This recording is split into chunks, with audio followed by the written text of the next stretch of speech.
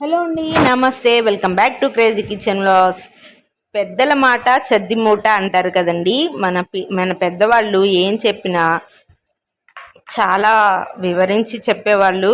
ఇదివరకు అసలు వాళ్ళు చెప్పే చిట్కాల్లో ఏముందో మహత్యం, కానీ అలా చేసి చిట్కా చేసి పెడతారు, మనకి ఆరోగ్యంగా ఉంటుంది. ఇప్పుడు అంటే ట్యాబ్లెట్స్ అవి వేసుకుంటున్నాం, కానీ ఇదివరకు వాళ్ళు చెప్పే చిట్కాలతోనే మనం వైద్యం చేసేసేవాళ్ళు. ఇంట్లో ఉండే వస్తువులతోనే వైద్యం చేసేసేవాళ్ళు. చలికాలంలో వాతం నొప్పులు వస్తూ ఉంటాయి కదండి. కాళ్ళ నొప్పులు, నడుము నొప్పి, కండరాల నొప్పులు అన్నీ వస్తూ ఉంటాయి కదా. ఆ నొప్పులకి మా నాయనమ్మ ఒక చిట్కా చెప్పేది. ఆ చిట్కా పాటిస్తే నొప్పులన్నీ చాలా వరకు తగ్గిపోయేవండి. అది రెగ్యులర్గా చేసుకుంటే చాలా వరకు నొప్పులు అనేవి చలికాలంలో ఉండేవి కాదు. ఇది మా వారికి చేసి చూపించాను. మా వారికి కూడా చాలా బాగుంది అన్నారు. వేడి వేడి అన్నంలో తింటే చాలా బాగుంది అన్నారు. ఈ వీడియో మీకు కూడా యూజ్ అవుతుందని చేస్తున్నాను. ఈ వాతం నొప్పులు అనేవి అసలు నొప్పులు అనేవి ఉండవండి ఇలా చేసుకొని తింటే. ఒకసారి మీరు ట్రై చేసి చూడండి. మా ఛానల్ని కొత్తగా వచ్చినట్టయితే మా ఛానల్ లైక్ చేసి సబ్స్క్రైబ్ చేయండి. చాలా ఈజీగా చేసేసుకోవచ్చండి. ఏమి బయట కొనుక్కునేవి కాదు, ఇంట్లో ఉండే పదార్థాలే.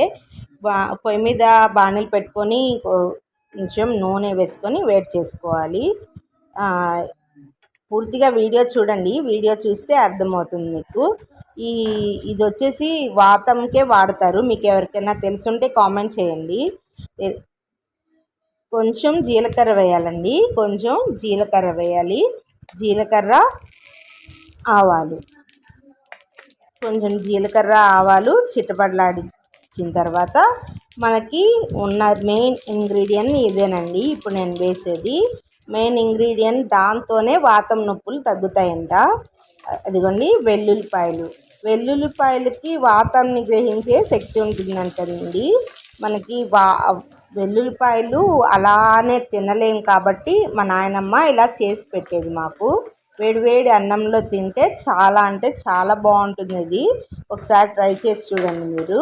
ఇదిగోండి ఆ విధంగా వేసుకొని కొంచెము అవి కలర్ మారేంత వరకు ఉంచాలి. కొంచెమే, ఎక్కువ మాడించకూడదండి. కొంచెం కలర్ మార్చేంత వరకు ఉంచి 2-3 చెంచాలు మనకి శనగపిండి వేసుకోవాలి. శనగపిండి వేసుకొని మనకి అన్నంలో కలుపుకొని తినడానికి ఇలా వేస్తే పిల్లలు అయితే చక్కగా తినేస్తారు అనేది దాంతో అలా చేసి పెట్టేది మా నాయనమ్మ. అందరూ పిల్లలు కూడా చక్కగా టేస్టీగా ఉందని తినేసేవాళ్ళు. కొంచెం ఉప్పు కారం కూడా వేసుకోవచ్చు. కొంచెం ఉప్పు కారం వేయచ్చు. మా నాయనమ్మ అయితే ఉట్టి ఉప్పు వేసేది. నేనైతే పిల్లలు తినరేమోనని కారం కూడా వేశాను. ఉప్పు కారం అలా వేసేసి కొంచెం వాతం నొప్పులకి ఈ విధంగా తయారు చేసుకుంటే నొప్పులన్నీ తగ్గిపోతాయంటండి. మీరు కూడా ఒకసారి ట్రై చేయండి. ఇది చిట్కా మీకు ఎవరికైనా తెలుసుంటే నాకు కామెంట్ చేయండి.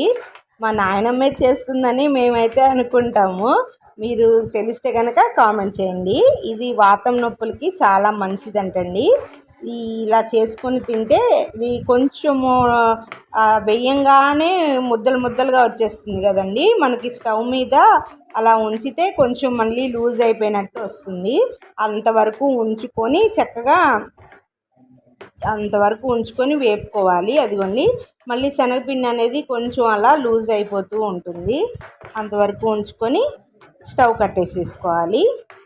నిద్రలో మనకి మెడకాయ పట్టేసింది, కాళ్ళు పట్టేసాయి, పిక్కలు బాగా పట్టేస్తున్నాయి అని అనుకున్నప్పుడు ఇలా చేసి పెడితే కనుక మీకు పిల్లలకి చాలా రిలీఫ్గా ఉంటుందండి.